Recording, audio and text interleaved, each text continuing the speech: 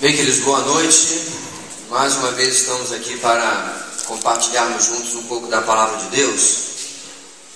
E conforme a Tati já colocou, nós temos um tema essa noite que, juntando as ministrações restantes, vão formar um todo nesse restante do nosso acampamento. Depois de tudo aquilo, aquelas ministrações todas que nós já passamos, como eu falei, aquela overdose que vocês tiveram, eu acredito que esse acampamento vai bater o recorde de ministração da palavra, o que é uma coisa muito boa. Amém? Como está essa frase tão repetida aqui, está cada vez mais difícil atrair as pessoas para um evento, para algo no qual Deus seja a única atração e a sua palavra.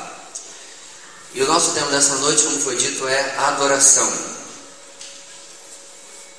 E é claro que quando a gente pensa em adoração, a gente pensa nesse complemento aí que é tantas vezes lembrado do texto de João capítulo 4. Vou precisar que você deixe a sua Bíblia aberta, porque esse não vai ser nosso único texto dessa noite. Na verdade, nós vamos passear no Evangelho de João. Mas adoração em espírito e em verdade é algo que sempre é lembrado quando se vai falar de adoração. Mas eu quero pegar já uma carona, que não foi carne e sangue que revelou o pastor Augusto, mas meu Pai que está nos céus, que realmente a adoração não é só cantar. Inclusive tem muita gente que às vezes se refere erroneamente ao período de cânticos, de hinos, ou o que quer que seja, de tempo de adoração. Não que não seja, mas nós vamos ver na palavra de Deus que se você reduzir a adoração a apenas cantar, na verdade você está minimizando muito a adoração. Você está transformando uma coisa muito pequena. Até porque existem alguns irmãos nossos hoje no mundo que simplesmente não podem ter um período de cânticos como nós tivemos aqui. Bateria, guitarra, teclado, impensável. A não ser que eles queiram acabar presos, porque servem a Deus escondidos em países muçulmanos, em especial hoje, no passado muito mais em países comunistas, hoje ainda um pouco na China, ou muito na China, mas pouco comunista eu quis dizer, já não está tão assim como era antigamente, porém adoram com pouquíssima liberdade. Então, como que você vai ter um momento de adoração, se fosse apenas cântico? Então vamos ler o nosso texto básico, João capítulo 4, versículo 19 a 26, é um pedaço da conversa que Jesus teve com a mulher samaritana. Você conhece muito bem que Jesus aparentemente muda o seu roteiro para passar por Sicar, na Samaria, para poder se encontrar com esta mulher. Para de microfonar. No versículo 19, capítulo 4, versículo 19, nós encontramos a altura da narrativa de Jesus falando o seguinte. Aliás, a mulher começa: disse a mulher: Senhor, vejo que é profeta. Nossos antepassados adoraram neste monte, mas vocês, judeus, dizem que Jerusalém é o lugar onde se deve adorar. Jesus declarou: creia em mim, mulher, está próxima a hora em que vocês não adorarão o Pai nem neste monte, nem em Jerusalém. Vocês, samaritanos, adoram o que não conhecem. Nós adoramos o que conhecemos, pois a salvação vem dos judeus. No entanto, está chegando a hora, e de fato já chegou, em que os verdadeiros adoradores adorarão o Pai em espírito e em verdade. São estes os adoradores que o Pai procura. Deus é espírito, e é necessário que os seus adoradores o adorem em espírito e em verdade. Disse a mulher: eu sei que o Messias, chamado Cristo, está para vir. Quando ele vier, explicará tudo para nós.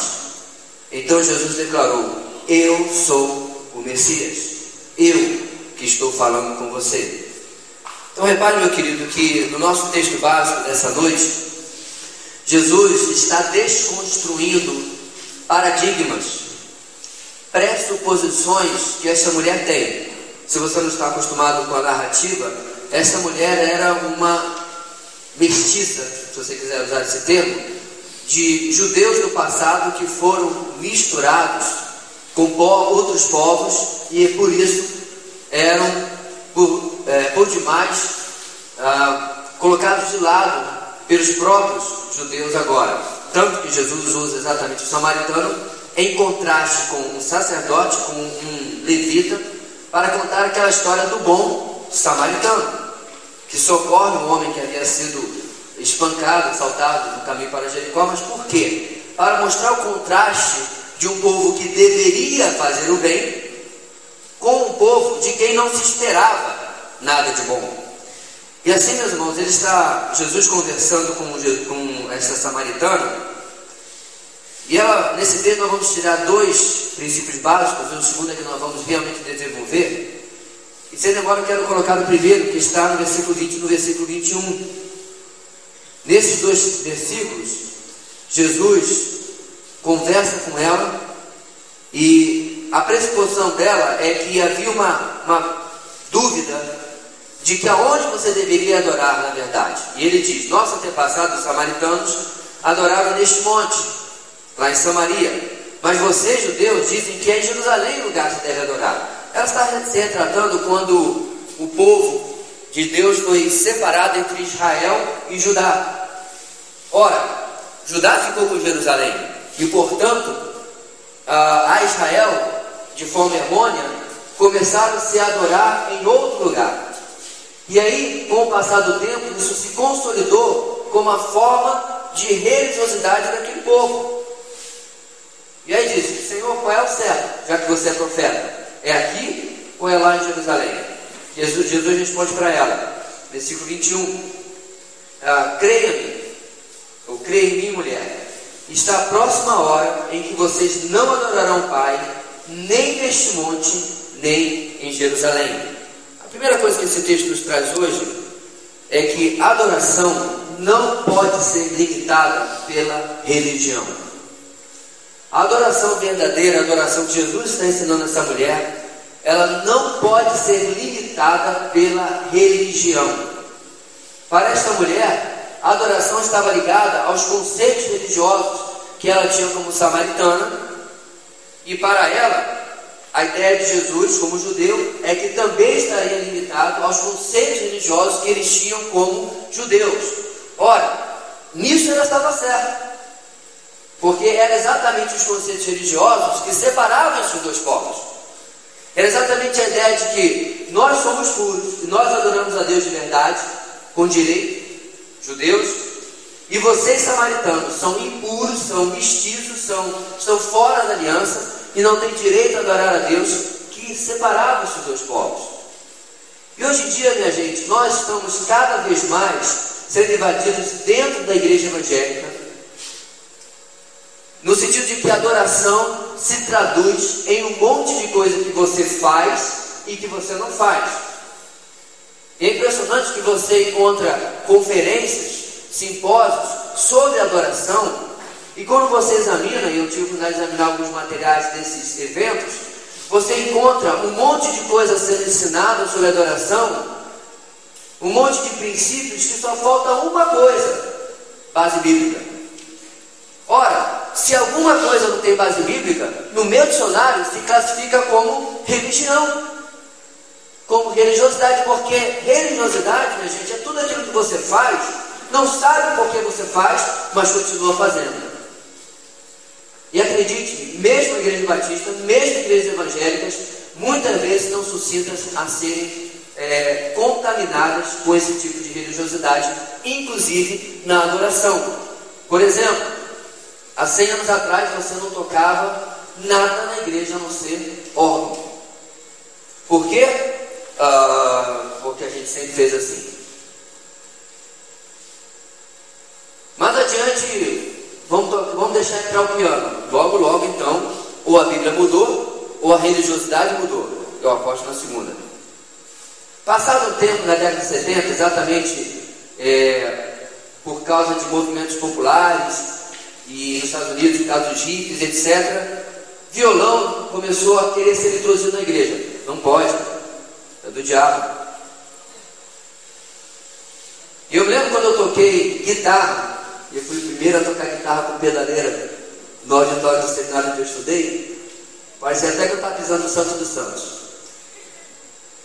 Os olhos de alguns se arregalaram desse tamanho, com medo de que o diretor-geral chegasse e tal, como é que ele ia ver aquilo? Gente, era uma guitarra com 2 pedaleiras, e eu não vi nenhum solo me arrastando no chão e lambendo as cordas, né? Ou botei fogo como Jimi Hendrix, nada disso não. Eu só toquei a guitarra básicazinha, é um chorus e coisa. Mas a pressuposição religiosa diz tal coisa não é aceitável. Só que aí, pessoal, quando a gente chega na década de 90 e agora para os nossos dias, muitos paradigmas foram quebrados. A gente está aí a prova clara disso. Ninguém mais tem problema, ou quase ninguém. Mas aí nós começamos a achar então que nenhuma limitação é exatamente aquilo que nós temos que buscar. Ora, é ou não é outro princípio religioso? Quando você começa a pressupor que você pode fazer absolutamente qualquer coisa, e tudo é adoração. E me perdoe se alguém aqui é desse ministério, por que há 10 anos ninguém tinha uma pressuposição para o ministério de dança, e agora todo mundo tem um tremendo tratado teológico, mesmo que não tenha grande base bíblica, do que porque você hoje pode colocar 5 ou 6 ou 10 irmãos aqui, bailando para um lado e para o outro, isso é a adoração. Sabe por quê? Porque religiosamente nós começamos a romper todas as barreiras. E qualquer coisa hoje é a adoração. Desde que seja feita, aí já começam os pressupostos religiosos. Desde que seja feita com sinceridade. Desde que seja feita com um coração muito contrito. E as pessoas começam a colocar coisas sem base bíblica, na base do achômetro, dizendo: e aí vão os argumentos. Davi dançou, então a gente também pode dançar. Mas quando você vai para o Novo Testamento, deixa o Antigo um pouquinho de lado, diversas dessas pressuposições não se sustentam, nem naquilo que é ensinado, nem naquilo que era praticado na igreja primitiva.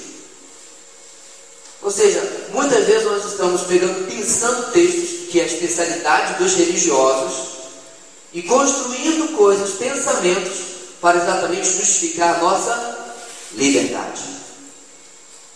Eu não gosto de usar a palavra liberdade, porque a Bíblia usa a palavra liberdade, né? Onde há o Espírito do Senhor, há liberdade. Está aí, pastor, o versículo que é muito bom para justificar isso que a gente faz. Mas falta ver o contexto, querido.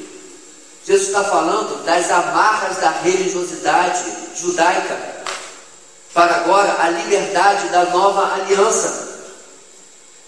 Ou seja, nós estamos criando uma religiosidade de textos fora de contextos, que são ótimos para uma única coisa: criar pretextos. Ou seja, a adoração não pode ser limitada pela religião quando ela é engessadora ou quando ela é, entre aspas, libertadora. Porque, queridos, se nós formos por essa viés, é por exatamente esta que muitas seitas hoje em dia vão. Na sua doutrina, na sua prática, naquilo que eles acreditam, não apenas na adoração. Ou seja, a adoração precisa ter outra ferramenta para ser definida, que não seja a religiosidade. No versículo 22 e 24, Jesus, continuando o raciocínio, 22a 24, diz o seguinte: vocês samaritanos adoram o que não conhecem. Nós adoramos o que conhecemos, pois a salvação vem dos judeus. No entanto, está chegando a hora, e de fato já chegou, em que os verdadeiros adoradores adorarão o Pai em espírito e em verdade. São estes os adoradores que o Pai procura. Deus é espírito, e é necessário que os seus adoradores o adorem em espírito e em verdade. A segunda, pode deixar aí, a segunda que já está projetada aí, no texto é o seguinte: a adoração só pode ser limitada pelo espírito e pela verdade. O que eu quero dizer com isso, querido? Se você não consegue colocar uma justificativa bíblica real, pensada teologicamente, debaixo daquilo que você faz em qualquer coisa ou área da sua vida espiritual, nós vamos falar da adoração, coloque isso em dúvida.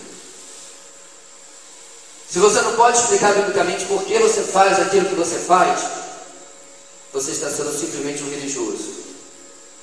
Você está simplesmente tomando para você uma limitação, proibindo algo, uma, entre aspas, liberdade, autorizando algo porque você gosta. É por isso que nossos antepassados proibiam bateria dentro da igreja, porque eles não gostavam. Será que nós autorizamos simplesmente também porque nós gostamos? Tá, aqui é uma interessante linha de pensamento, né? Ou será que nós estamos convictos de tudo aquilo que nós fazemos quando se trata de adoração, particularmente em música, mas em tudo aquilo na nossa vida? Porque a adoração, minha gente, estendendo o pensamento que nós começamos no começo, o pastor Augusto falou muito bem isso, é tudo aquilo que a gente faz. Tudo aquilo que eu realizo é para a glória de Deus. Ora, nesse pensamento, até as coisas que eu faço para me divertir, eu faço porque estou adorando a Deus com a minha vida. Aliás, a música que está muito boa, vocês gostam muito, diz: Deus da minha vida, toda ela. Não só de um pedacinho, não só quando eu coloco a roupa de domingo bonita e vou para a igreja, mas na minha segunda, lá no meu trabalho, na minha ética do meu trabalho, na minha honestidade, lá na minha faculdade, a forma como eu me comporto, a forma como eu testemunho, em tudo eu estou adorando a Deus. Mas o que Jesus quis dizer quando ele corrigiu a mulher sobre adorar em espírito e em verdade? Há muita coisa que eu vi nessas apostilas que, divorciado do que os evangelhos falam sobre espírito e verdade, eles tentam colocar nesses supostos treinamentos sobre a adoração. Bem, para não cometermos o mesmo erro, vamos ficar só na Bíblia e vamos ver 4 princípios sobre espírito e verdade só no Evangelho de João, na teologia joanina, como se diz, e o que no pensamento de João, daquilo que Jesus ensinava, ele quis dizer sobre verdade e sobre espírito. Eu inverti a ordem, até porque tem mais coisas sobre a segunda palavra. Nós vamos começar por ela. A adoração só pode ser limitada pelo espírito e pela verdade. Letra A, João 14, versículo 6. Abra sua Bíblia, por favor.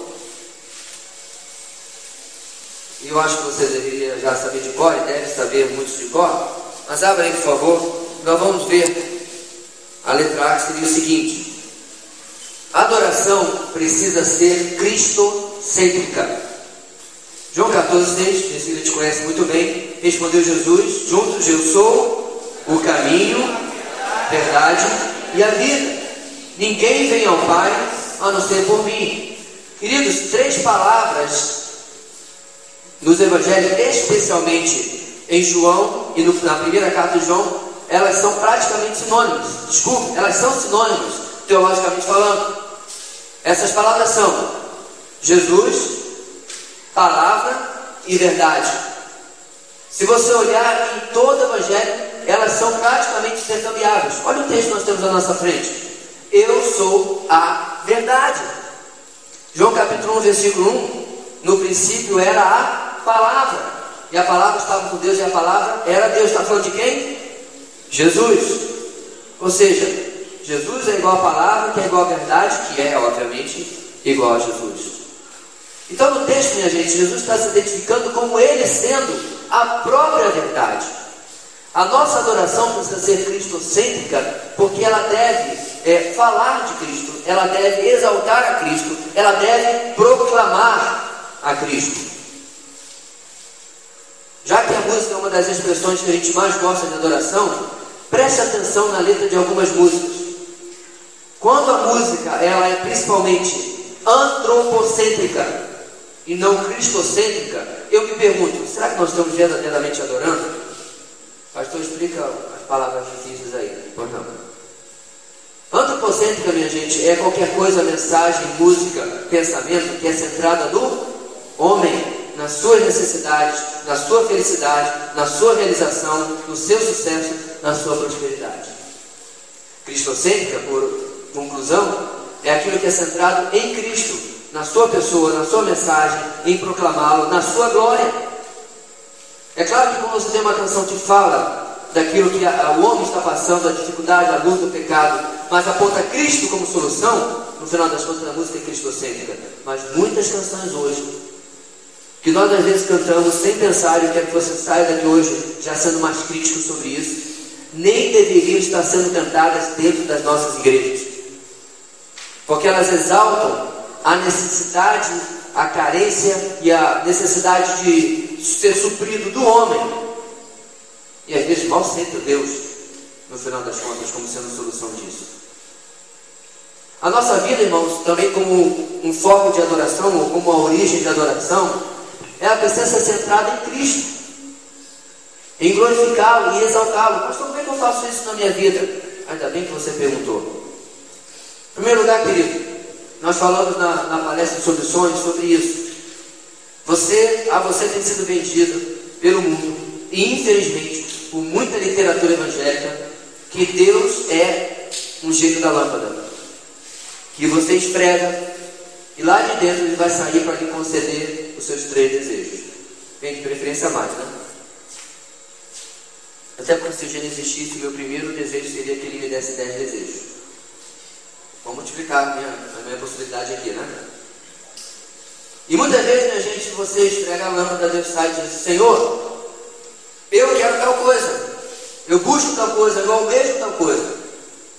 Como é que nós fazemos isso? Quando nós oramos e nós estamos focados naquilo que nós queremos, naquilo que nós almejamos. Lembra de hoje de manhã? Naquilo que nós sonhamos, e não estamos nem aí naquilo que Ele quer, que Ele almeja, e aquilo que Ele sonha. Ora, eu estou adorando a Deus com a minha vida? Ou eu estou adorando a mim mesmo? Porque a minha forma de encarar a minha vida não está sendo cristocêntrica, aquilo que é o desejo dele.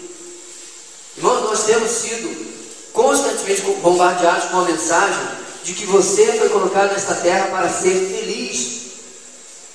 Inclusive, de vez em quando, você vê no Facebook aquelas mensagenzinhas, né? Eu profetizo vitória na sua semana. Eu profetizo que aquela sua bênção vai sair. Eu profetizo que Semana passada, um primo meu colocou uma coisa dessa e eu, inbox, perguntei a ele. Pena que Jeremias e Osés, por exemplo, não tinham uma mensagem dessa nos seus dias, né? Comer o pão que Jeová amassou. Porque nada que aconteceu com eles foi obra do diabo, não. Foi Deus que predeterminou todo o sofrimento que Jeremias e Osés, eu estou lembrando de 2, passaram durante a sua vida. Não, pastor, mas aí só está pegando a minoria e todos os outros. Não, mas eu estou lembrando de uma realidade bíblica. Deus, queridos, não nos chamou para nós sermos humanamente realizados e felizes, ponto. Vou completar. Segundo parágrafo. Deus nos chamou, sim, para nós sermos nele realizados e felizes em cumprir a sua vontade. Isto é uma enorme diferença daquilo que tem sido pregado hoje. A mensagem hedonista, a mensagem de prazer, de autorrealização que tem sido pregado hoje. Aí a pergunta é: Jeremias e Osés, no exemplo que eu dei, não adoraram a Deus? Alguém tem dúvida de que aquele rapaz chamado na sua adolescência e cuja mensagem nunca foi atendida até a sua velhice, quando Judá já foi cativo para a Babilônia, este homem não adorou a Deus? Este homem não glorificou a Deus? Claro que sim. Por quê? Porque a sua mensagem, bem, respeitando o que estava no Antigo Testamento, era teocêntrica, era centrada em Deus.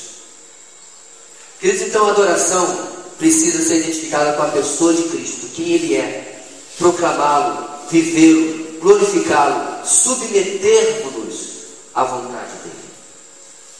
Segundo texto que eu quero lembrar essa noite, está também no Evangelho de João, capítulo 8, vire um pouquinho a sua Bíblia para a esquerda, 31. João capítulo 8, versículo 31, Jesus está naqueles abençoados debates com seus opositores. Eu gosto muito porque parece goleada de 6-2.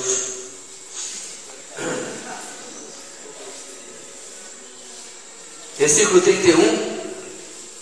Era sempre goleada quando Jesus entrava no debate aí com os fariseus, com os saduceus e escribas, né? Eu costumo chamar esses três aí de trio Geni. Parece Geni, a música do gostava de apanhar, né, na música, triste essa música, deve ter sido proibida hoje com a lei Maria da Penha.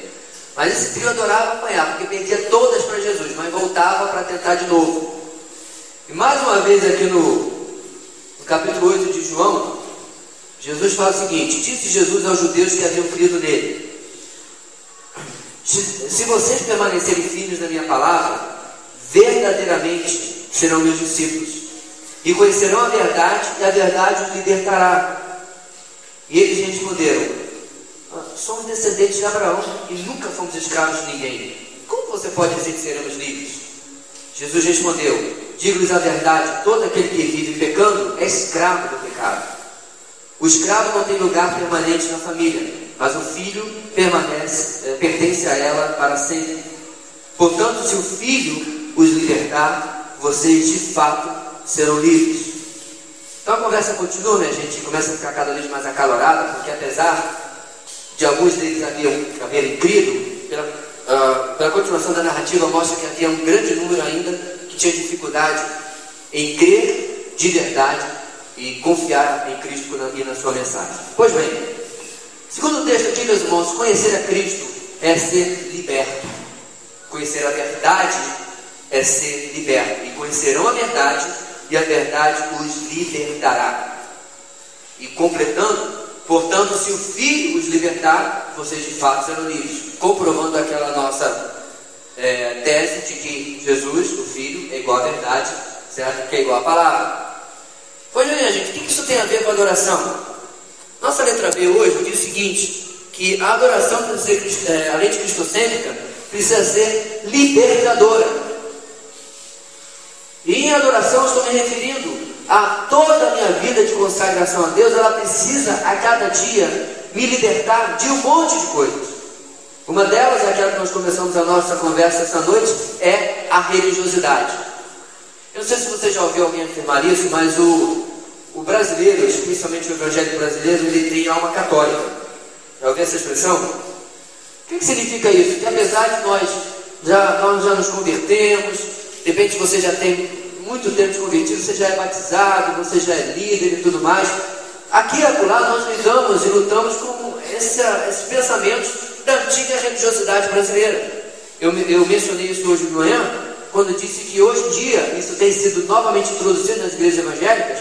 Você tem que vir até aqui na frente para receber a oração do pastor, senão não presta, senão não serve. Eu fui pregar numa igreja de outra denominação, convidado por uma pessoa que trabalhava numa empresa que eu prestava serviço. Não, pastor, eu queria que eu fosse lá pregar na minha igreja. Eu falei: amém, eu vou. E era domingo, foi toda uma ginástica para eu chegar lá cedo e me levar e chegar a tempo de pregar na minha igreja também, mas tudo deu certo. Mas quando eu preguei lá e o culto foi terminando, eu olhei para o relógio e falei: bom, vou chegar tranquilo a tempo. Mal sabia eu que todo final de culto tem uma cerimônia do beijo-mão. O pastor chamou a igreja para fazer a fila para que eu orasse por cada irmão da igreja. Mais ou menos essa audiência que está aqui hoje. Irmãos, por mais que eu goste de orar por você, eu confesso que eu olhava para o relógio de vez em quando, preocupado com a mensagem da minha igreja, que eu tinha que chegar lá tempo. Já dá para mandar uma mensagem: canta mais uns 2 cânticos aí, faz umas 3 reuniões de oração que eu vou demorar. É a alma católica. É coisas que a gente precisa se libertar para querer verdadeiramente adorar a Deus. De atribuir a A, B ou C qualquer tipo de poder que os pobres X, Y, Z não tenham, porque estão lá no final do alfabeto, afinal de contas, né? E há muitas outras coisas que nós precisamos nos libertar.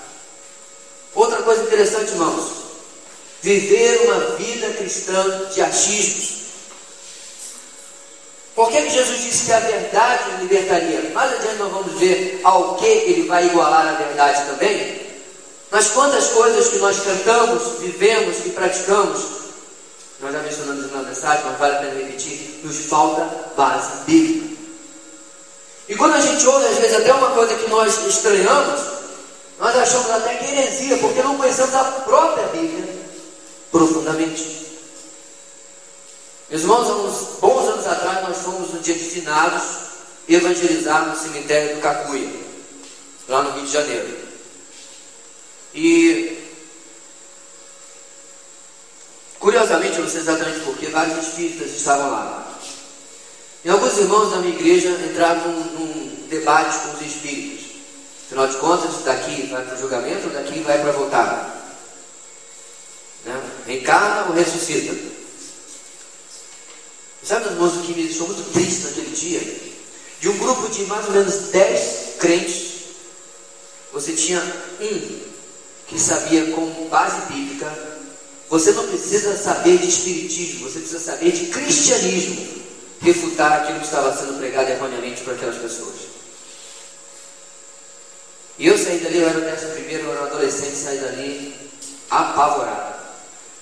Não que o espiritismo ou qualquer coisa vai vencer o cristianismo, só conhecer a Bíblia para saber que isso nunca vai acontecer, mas apavorado de quão pouco nós conhecemos a palavra de Deus. Você faz parte, está continuando uma geração que é semi-analfabeta bíblica. O pastor, você só ofende a gente. Ok? Então seja sincero consigo mesmo. Vamos começar das coisas mais básicas, meu irmão. Quantas vezes você já leu a Bíblia toda? Não, pastor, mas eu só tenho 18, 20, 21 anos. Alguns meses atrás nós recebemos lá na Igreja da Graça, fui lá assistir aquele irmão convertido do islamismo. Você esteve lá? Em poucos meses ele devorou a Bíblia diversas vezes. Ah, você só tem 20 anos de idade, né? Ok, vamos deixar isso de lado. Afinal de contas, para ler a Bíblia toda, você tem que passar lá por Números, Levíticos, Deuteronômio. Eu confesso, é complicado. Mas depois você passa por lá, pega no tranco e até dá para terminar. Mas ok, vamos deixar de lado. Quantas vezes, na última semana, você teve um tempo todo dia, ou algum período do dia, com a palavra de Deus e na oração? Um tempo. Não são 3 ou 5 minutos, mas um tempo que você separou para meditar na palavra de Deus e passar o tempo em oração. A adoração, meus irmãos, ela é libertadora porque ela significa uma consagração de todas as áreas da minha vida, não apenas de uma ou duas, ou cantar. É libertadora porque me livra das mazelas da velha vida, que era exatamente o problema da audiência de Jesus. Era gente que estava gostando da mensagem de Jesus, estava gostando da explicação dos pães, dos peixes, dos milagres. Ora, quem não gostaria, né? Mas ainda não estava disposto a se libertar daquilo que os aprisionava, à velha religiosidade judaica, aos velhos conceitos. Se nós temos a alma católica, a alma judaica que eles ainda arrastaram. Então nós precisamos nos voltar para uma adoração que nos liberte, centrada em Cristo, daquilo que nós ainda carregamos na nossa velha vida. Em João capítulo 17, na chamada oração sacerdotal, a última que Jesus praticamente faz, ou longa que faz por nós encontramos na nossa letra C: a adoração só pode ser limitada pelo Espírito e pela verdade, porque ela precisa ser também santificadora. Eu antecipei bastante sobre o que Jesus vai falar aqui, mas ainda assim vamos ler versículo 14 do capítulo 17. Olha o que Jesus fala: dei-lhes a tua palavra, e o mundo os odiou, pois eles não são do mundo, como eu também não sou. Então Jesus começa dizendo que em nos dar aos apóstolos, aos discípulos, e é claro, a nós também, a sua palavra, o mundo nos odiaria, como odiou aos discípulos. Por quê? Ora, por que o mundo nos odiaria? Porque, querido, toda vez que a igreja manteve uma doutrina ortodoxa, toda vez que a igreja manteve uma doutrina fundamentalista, que isso não tem nada a ver com um cara amarrado com bomba se explodindo no Oriente Médio, mas fundamentada nas Escrituras, o mundo chiou. O mundo protestou. Porque toda vez que você se agarra com as Escrituras, você contrasta com aquilo que o mundo está pensando. Ora, por esta razão, Jesus, dando a sua palavra, moldando a vida dos discípulos à sua palavra, o mundo teria que os odiar também. Então, minha gente, é claro que Deus deseja que nós sejamos diferentes, porém não esquisitos. Mas o pensamento de Deus é que nós sejamos diferentes, não necessariamente da maneira como nós nos vestimos. Devemos nos vestir com ordem, com pudor, não é verdade? Mas Ele não deseja que a gente viva uma vida em que todo mundo identifique por causa da nossa vestimenta. Olha lá o crente. Como aconteceu em muitos tempos passados, não é verdade? Essa semana passou uma senhora perto do meu carro, assim, vestida de azul, do pescoço até o tornozelo. Eu não sei nem de que seita que ela é, mas a ideia é que ela precisa se esconder totalmente com calor de 43 graus de Boa Vista, porque para isso ela está sendo religiosa. Eu não arriscaria dizer que ela está achando que ela está sendo santa, porque aí seria de maneira exagerada, deturpar o sentido da palavra santa na Bíblia. Mas ela acha que ela está sendo muito pura, muito religiosa. Não é isso que Deus quer de nós. Mas cada vez, meus irmãos, que nós abraçamos os princípios da palavra, nós vamos contrastar com o mundo. Por exemplo, é claro, hoje existem 2 leis, e uma delas acabou de ser endossada pelo Conselho Federal de Medicina. A impiedade está sendo institucionalizada, e essas 2 leis são frontalmente contra a palavra de Deus. Eu me refiro a 122, PL, é isso? Isso, 122, e a outra, que eu não sei se é projeto, o que é, da legalização do aborto. Não importa o que está em Romanos capítulo 1. Quando Deus fala que, inclusive, a ira de Deus se manifesta sobre a humanidade com muitas coisas, mas também está lá no texto, por causa do abandono do projeto original de Deus para a família, em troca da sua satisfação, do seu prazer, do seu pecado, de unir-se homem com outro homem e mulher contra mulher. Não importa o que esteja escrito lá no Salmo 139, que desde o ventre da nossa mãe, Deus já acompanha a nossa história. Mas, aparentemente, até o 12ª semana de gestação, a mulher pode dizer que Deus que nada, eu não quero mais ter esse filho. 12ª semana de gestação. Foi esse o conselho que o endosso que o Conselho Federal de Medicina fez semana passada, para que fosse aprovado. Você já viu uma criança na 12ª semana de gestação? Eu coloquei um vídeo, eu quero que você entre lá no meu perfil no Facebook. Primeiro você faça isso de repente umas 2-3 horas depois da sua refeição. Você entre lá, ou então coloque no YouTube, tem um vídeo de uma ultrassom de uma criança sendo abortada. É um vídeo de uns tranquilos 20-30 anos atrás, pela roupa do narrador, pelos instrumentos. Feito nos Estados Unidos, está legendado. Eu não lembro legendado ou dublado, não importa, mas está lá. E, meu irmão, eu não consegui assistir o vídeo até o final. Sendo pai de 3 meninos, eu não consigo assistir aquilo. E eu quero dizer uma palavra muito carinhosa aqui. Se você já passou por isso, porque não é uma palavra que veio para lhe trazer nenhum peso. Porque em Cristo você pode não apenas ser totalmente perdoado, como seu passado ser totalmente apagado, jogado lá no mato do esquecimento, como diz no Antigo Testamento. Mas é uma realidade que está sendo proposta para ser legalizada. Você vai entrar ali na maternidade, alguém entraria naquela maternidade, não mais para dar à luz a uma criança, mas para matar uma criança. E tudo sancionado pelo SUS. Quando a igreja, meus irmãos, se posiciona biblicamente, ela vai ser odiada pelo mundo. Quando ela coloca, não palavras de ordem, de ódio, na internet ou qualquer coisa assim, mas coloca a palavra de Deus e a sua posição, ela vai ser odiada. Eu nem de longe concordo com os Malafais e os Felicianos da vida, mas eu agradeço a Deus porque eles estão lá falando alguma coisa.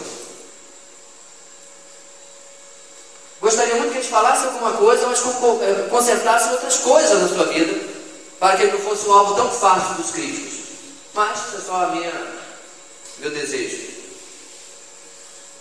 A adoração, ela é santificadora, meu querido, porque ela está ligada ao quanto você vive e crê na palavra de Deus. Caso contrário, ela vai ser apenas um monte de coisa que a gente faz sem sentido e que a gente acredita que seja vontade de Deus, mas não tem certeza disso. Santifica-os na verdade, a tua palavra é a verdade. Esse é o versículo 17 do capítulo 17. Como que nós somos santificados? Pela palavra. A palavra é o que? É a verdade. E a verdade é aquilo que é a verdadeira adoração. Tudo no mesmo evangelho de João. Tudo interligado. Para que nós compreendamos, meus irmãos, que apesar de, é claro, você é atraído por uma boa música, eu também sou. Eu sou músico há pelo menos 25 anos. Você é atraído por um bom arranjo, ótimo. Mas será que você tem, nos cânticos, no momento de louvor, sido uma continuação de uma vida toda de adoração? Aonde você tem sido cristocêntrico, onde você tem sido libertado a cada dia de tudo aquilo que ainda traz na sua vida, no seu passado, tem sido cada vez mais purificado pelo Senhor, libertado através de uma palavra santificadora, crendo e vivendo a palavra de Deus plenamente, completamente. O último texto dessa noite vai falar da outra parte, que é o Espírito. E é João capítulo 14, que é exatamente o texto que Jesus nos promete, o Consolador. A adoração só pode ser limitada pelo Espírito e pela verdade. A adoração precisa ser cristocêntrica, precisa ser libertadora, precisa ser santificadora e, é claro, precisa ser orientada pelo Espírito. João 14, versículo 15. Jesus diz o seguinte: se vocês me amam, obedecerão aos meus mandamentos. E eu pedirei ao Pai, e Ele lhes dará outro conselheiro para estar com vocês para sempre. O Espírito da verdade. Olha aí novamente. O mundo não pode recebê-lo, porque não o vê nem o conhece. Mas vocês o conhecem, pois Ele vive com vocês e estará em vocês. Pausa. O texto começa, meus irmãos, você precisa lembrar que a Bíblia não tinha capítulos e versículos, ok? Então, quando você está estudando sobre pneumatologia, a doutrina do Espírito Santo, você pega partes da Bíblia muitas vezes e esquece que elas estão inseridas no contexto. O contexto, Jesus fala que se nós o amarmos, nós obedeceremos o quê? Os seus mandamentos. Não diz: se vocês me amarem, vocês vão construir belas igrejas, se vocês me amarem, vão ter acampamento, congresso, conferência. Se vocês me amarem, vocês vão obedecer aos meus mandamentos. Novamente, meus irmãos, nós voltamos ao mesmo lugar. Adorar é conhecer e obedecer a palavra. Ora, onde mais nós conheceríamos os mandamentos de Deus? É por isso, meus irmãos, que como que alguém que não conhece a Deus pode adorar? Claro que não. E como que alguém que acabou de conhecer a Deus pode adorá-lo cada vez mais?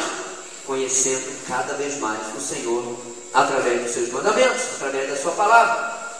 Ora, Jesus nos ensina, meus irmãos, a partir do versículo 17, que em obedecer aos seus mandamentos, que vai ser algo muito difícil, Ele vai nos ajudar. E aí é o versículo 16: e eu pedirei ao Pai, e Ele lhes dará outro conselheiro, ou consolador, na outra tradução, para estar com vocês para sempre. Por que nós precisamos desse conselheiro? Porque ele é o Espírito da verdade. O Espírito que vai nos ajudar, quando nós examinarmos as Escrituras, a diferenciar o que é uma interpretação errada daquilo que é uma interpretação certa. Vamos dar uma passeada pela história? No século passado, a igreja estava indo relativamente bem, até que surgiram homens, que vou dar só um nome, como Karl Barth. E aí Karl Barth começou a ensinar que a Bíblia, ela não apenas precisa ser estudada, mas precisa ser compreendida segundo a realidade sua, minha, dele e de todos nós. Ele foi mais adiante e disse que ela não é a palavra de Deus, ela contém a palavra de Deus. Não, pastor, mas que bom, porque na denominação batista a gente repete desde pequenininho que a Bíblia é a palavra de Deus. Querido, repetir o credo e vivê-lo são coisas muito distintas. Repetir uma declaração de fé e vivê-la são coisas muito distintas. E o liberalismo, meus irmãos, tem sido há muito tempo o maior inimigo da igreja. Porque ele diz que você pode ler a Bíblia e tirar dela aquilo que lhe interessa e aquilo que fala, que apetece, usando um verbo que eu ouvi um tempo atrás, que atrai você, do jeito que atrai você, na necessidade que atrai você. Já deu para entender porque tem tanta placa de igreja? Porque tem tanta denominação? Não estou concordando com o que está acontecendo aqui não. Quem mais não? Tem mais 3. Vamos abrir a nossa igreja bem ali naquele cantinho. E assim vai. E quando isso não acontece, mesmo dentro das próprias igrejas, as pessoas começam a ensinar e acreditar e pregar coisas que são aquilo que lhes convém, não aquilo que está na palavra. Sabe por quê, irmãos? Porque nós temos abandonado, de certa forma, a orientação do Espírito Santo para aquilo que ele colocou na palavra. Primeira carta de Pedro, ele diz: jamais as escrituras vieram de particular interpretação, mas homens inspirados por Deus escreveram. Ou seja, se Deus se der o trabalho de inspirar aqueles homens para que hoje eu interpretasse como eu quisesse, não, eu tenho que entender como Deus, o que Deus quis falar àqueles homens para que hoje eu possa viver a verdade. Em resumo, meus irmãos, se nós achamos que a adoração é algo que nós terminamos de fazer alguns minutos atrás, quando os instrumentos foram desligados, o PowerPoint das músicas foi passado para depois, ou que nós vamos fazer de novo daqui a alguns minutos, nós estamos com uma visão de adoração que, pelo menos no Evangelho de João, não ouvi uma nota musical sequer ser tocada.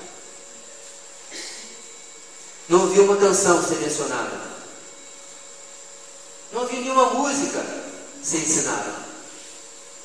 Mas vez após vez, Jesus lá no capítulo 4 fala adoração verdadeira, em espírito e verdade.